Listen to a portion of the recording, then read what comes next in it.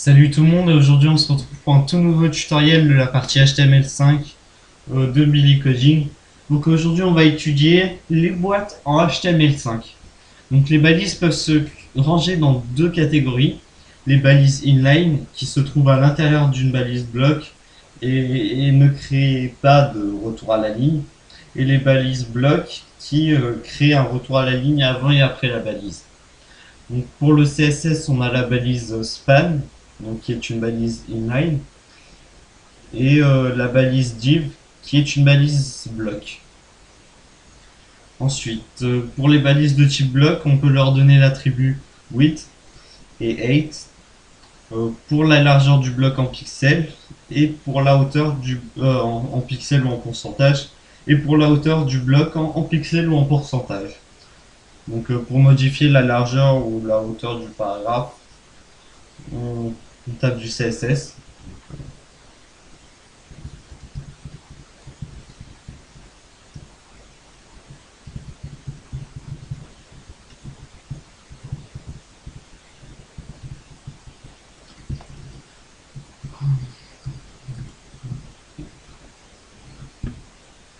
Paragraphe, donc la balise.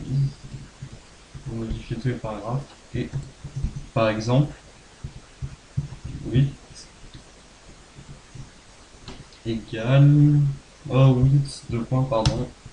euh, 100%.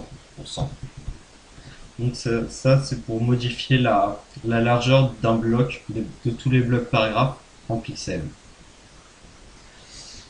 Ensuite, point virgule, que je fais pas. Ou sinon on peut faire, par exemple, pour la hauteur. euh, la hauteur par exemple 500 pixels.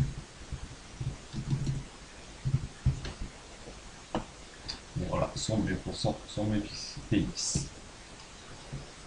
Ensuite, on a aussi les attributs min width, min height, max width et max height. Cette fois-ci pour la redimension de la fenêtre. Donc pour mettre les balises minimum de hauteur, minimum de largeur. Ah, pas les balises, les attributs minimum de hauteur, minimum de largeur, minimum de maximum de hauteur et maximum de largeur. Donc, je vous les passe.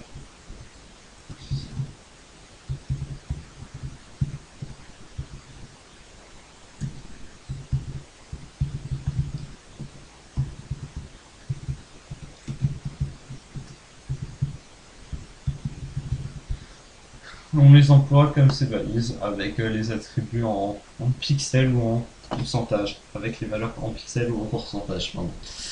Ensuite, les marges. Donc les marges, on a l'attribut padding. Cette fois-ci pour la marge inférieure d'un bloc, ou l'attribut margin pour la marge extérieure d'un bloc. Donc, par exemple, 20 pixels. Et la marge extérieure, 40. Il y a aussi les attributs top, enfin les attributs. On le rajoute derrière padding ou derrière margin. Donc top, top, bottom, left ou right pour changer la marge inférieure haute, bas, du haut, du bas, de gauche ou de droite. Et pareil, la marge extérieure du haut, du bas, de gauche ou de droite. Donc,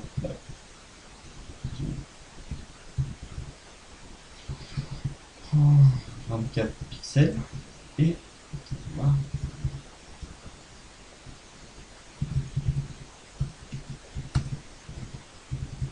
Donc je vais vous tous les écrire, il suffit juste de rajouter top, top, left ou right.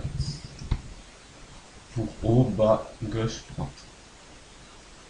Donc, ensuite, Ensuite, si le texte dépasse, donc on a toujours le code CSS overflow, là l'attribut overflow. On peut lui mettre comme valeur visible, donc le texte reste visible et sort du bloc. Idem. Le texte est coupé s'il dépasse les limites. Scroll. Le texte il est coupé et le navigateur met en place une barre de défilement. Et auto. Là, le navigateur il décide. Donc, par exemple, et pour finir, si le texte il est trop large, on utilise l'attribut word. On lui met la valeur block word. Donc c'est tout. J'espère que cette vidéo vous aura plu et à la prochaine.